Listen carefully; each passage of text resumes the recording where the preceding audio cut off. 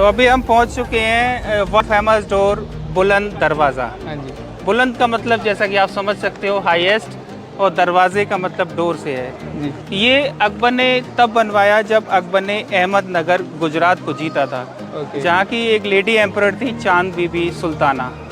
उसको जीतने के बाद इस गेट को 1601 ईस्वी में बड़ा करवाया था। अच्छा। पहले ये इतना बड़ा नहीं था और इसको विक्ट्री गेट के नाम से भी जाना जाता है। और जो साउथ इंडिया विक्ट्री की तो इसका जो फेस है साउथ डायरेक्शन में, और इसकी हाइट यहाँ से टॉप तक 135 फीट 135 फीट है, और इसका जो आर्च है वो 90 फीट का इसका आर्च है। और इसमें 52 स्टेप्स हैं डाउन टू अप, 52 सीढ़ियाँ चढ़ के तब हम इसके ऊपर प्लेटफॉर्म तक आ सकते हैं।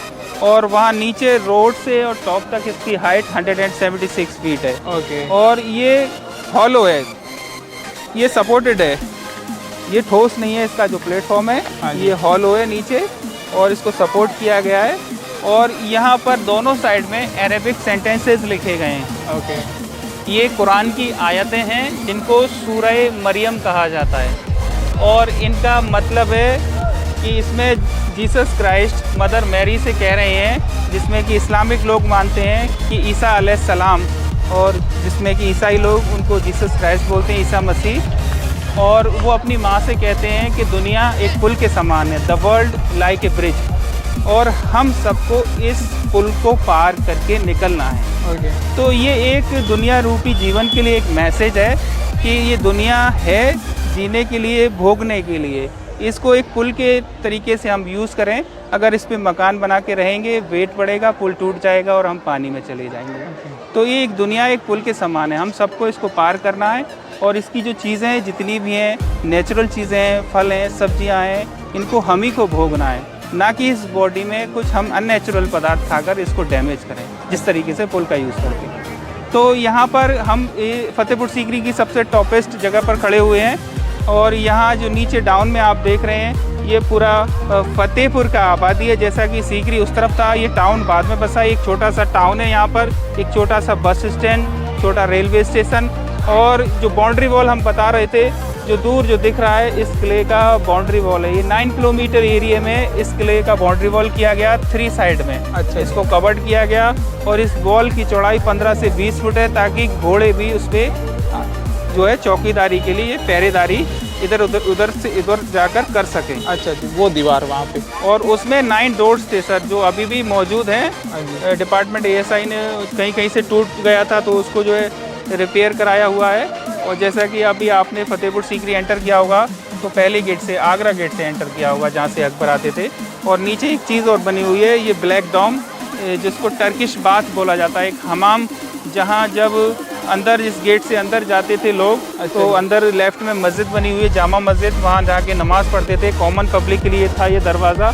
और सामने दरगाह सलीम चिश्ती है, जहाँ लोग दर्शन करने आते थे, तो वहाँ हमाम में नहा धोकर फ्रेश होकर और यहाँ पर जो है दर्शन करने आते थे। अच्छा जी। और लेफ्ट में जो जुड़ा हुआ एक लंगर खाना था, लेकिन उससे पहले हम एक बावड़ी बताएंगे। यहाँ पर एक बहुत बड़ा एक टैंक था, जितना भी अंदर फ्लोरिंग का जो वाटर होता था, ये सारे ड्रेनेज सिस्टम, पानी जो सारा जो था इस बावड़ी में आता था। अच्छा। और फिर इसको जैसे चाहे वो यूज़ में ले सकते थे।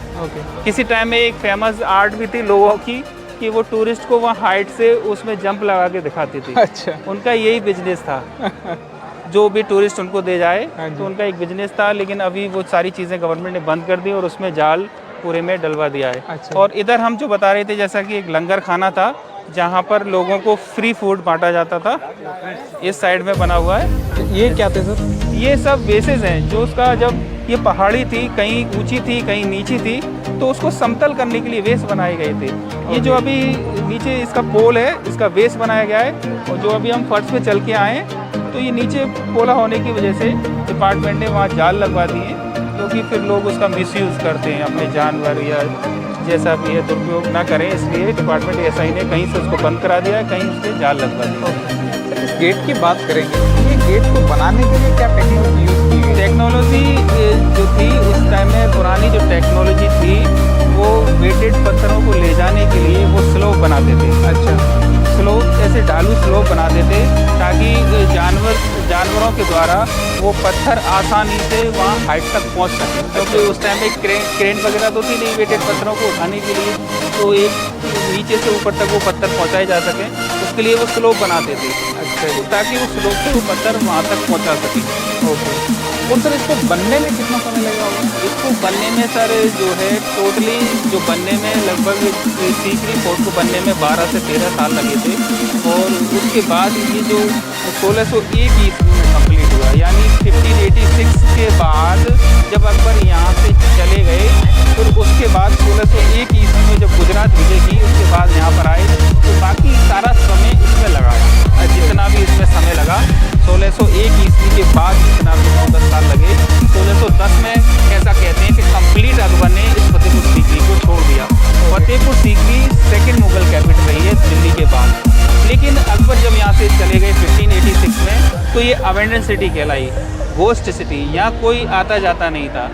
उस टाइम में एक ब्रिटिशर्स भी आए 1586 में, रॉयल फिंच करके, जिन्होंने अपनी किताब में लिखा है कि ये शहर इतना भयानक हो गया था कि यहाँ से लोग आते जाते भी नहीं थे। अच्छा, तो उसके बाद फिर 1586 के बाद जो है, जब एक 1619 या 17 के लगभग डेट मुझे एक्चुअल पता नहीं है, एक प्लेग की बीमारी फैली। अच्छा, जब जहाँ आगरा में, तो जहांगीर यहाँ पर 3 माह के लिए आए। अच्छा, उसके बाद फिर ये ब्रिटिश डिपार्टमेंट के अंदर में आ गई। अच्छा, तो ये सब जो हम देख रहे हैं गेट के टाइप से, तो ये क्या हुआ करते थे? ये सब इनकी स्टोरी है, इस पर एकदम नहीं पहुंच सकते आप, अलग अलग स्टोरी में इसको बनाया गया है, कभी आपको शायद नहीं मौका मिलेगा, लेकिन हम इस पर होकर आए हैं ऊपर, तो ये काफ़ी सारी मंजिलों से गुजर के तब हम लास्ट तक पहुँचे थे। जब इसमें काम चल रहा था तो हमको मौका मिला, तो उसके ऊपर रिपेयरिंग वगैरह का काम। तो ये कई सारी मंजिलों से गुजरता है। ऐसा भी कहा जाता है कि ये 9 अकबर के मिनिस्टर थे, तो ये 9 डोर थे, उनके बैठने के लिए स्पेशली अकबर ने बनवाए थे। अच्छा, लेकिन ये चीज़ें उससे मैच होती हैं, तो लोग ऐसा कह देते हैं कि 9 गेट हैं तो 9 मिनिस्टर से मैच होते थे, तो उनके बैठने के लिए थे। यहाँ पे तो मिनिस्टर बैठ के भी करेंगे भी क्या? हाँ, करेंगे भी क्या, वो आप सही जाना आपने। तो ये जैसे कि 9 ही गेट आए इसलिए ऐसा कह देते हैं। ये सब इल्ले आर्ट है, जो सफ़ेद पत्थर को लाल पत्थर में जॉइंट किया गया है, तो इल्ले वर्क बोलते हैं, पत्थर के अंदर पत्थर को सेट किया गया है। और ऐसा भी कहा जाता है कि ये जो आयत है, ये जो दिख रहा है आपको नीचे से ऊपर सेम दिख रही है इकट्ठी, लेकिन ये सेम नहीं है। नीचे ये जो है वी शेप में है, नीचे से कम है, ऊपर ज़्यादा चौड़ी है, इसलिए ये पूरा कंप्लीट एक सी दिखती है। तो इसका बैलेंस करके बनाया गया है कि वो नीचे से ऊपर तक एक सी दिखती है। और सर इसकी चौड़ाई कितनी है? लगभग ये 90 फीट का आर्ट है पूरा, इस दरवाजे का लगभग 90 फीट का इसका आर्ट है। और इसकी हाइट के रिकॉर्ड क्या नाम है अभी आज के डेट? अभी इसका रिकॉर्ड जो है वर्ल्ड फेमस डोर है। ओके, वर्ल्ड फेमस डोर है, हाईएस्ट डोर इन एशिया कहा जाता है इसको, एशिया में सबसे ऊंचा दरवाज़ा इसको माना जाता है। और जो वर्ल्ड फेमस डोर इसलिए है कि इसका जो आर्च है इतना चौड़ा गेट नहीं है, 90 फीट का इसका जो आर्च है।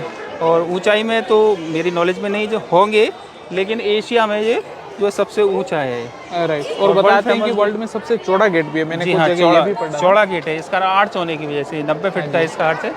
अभी जो है जो हनी बीज उस पर छतें लगा लेती हैं मधुमक्खियाँ, लेकिन फिर वो डिपार्टमेंट उसको क्लीन कराता है। और एक बार इसकी जो क्लीनिंग भी हुई थी, ऊपर से जैसे ये ब्लैक डॉम हो जाते हैं, इसके सारे डॉम ब्लैक हो गए थे। अच्छा, तो जो है इसकी जो नीचे से ऊपर तक इसकी जो पाड़ होती है, पाइप से जो इसको सपोर्ट करके इसकी पाड़ बनाई गई, तो काफ़ी रिस्की काम था जो लोगों ने इसको साफ़ किया उस टाइम में। अच्छा, और कुछ हमारे जो है फतेहपुर सीकरी के लोकल लोग भी थे जिन्होंने ये रिस्क लेकर अभी इन डोमों को साफ़ किया हुआ है। अच्छा, तो हमारा फतेहपुर का जो टूर है वो यहीं एंड होता है। और गाइड साहब आपने बहुत अच्छी जानकारी दी, उसके लिए आपको सबसे पहले तो बहुत बहुत धन्यवाद कि आपने इतनी अच्छी और रियल जो भी नॉलेज आपको थी वो आपने दी। और जब भी आप आए दोस्तों तो भैया से आप कांटेक्ट कर सकते हैं, वो आपको पूरा फतेहपुर है वो फतेहपुर सीकरी घुमा देंगे। इन्होंने मुझे भी बहुत अच्छे तरीके से पूरा बताया, एक्सप्लेन किया, तो आपको भी बताएंगे। और ज़रूर आप जब भी आए इनसे मिल सकते हैं। Okay, thank you sir.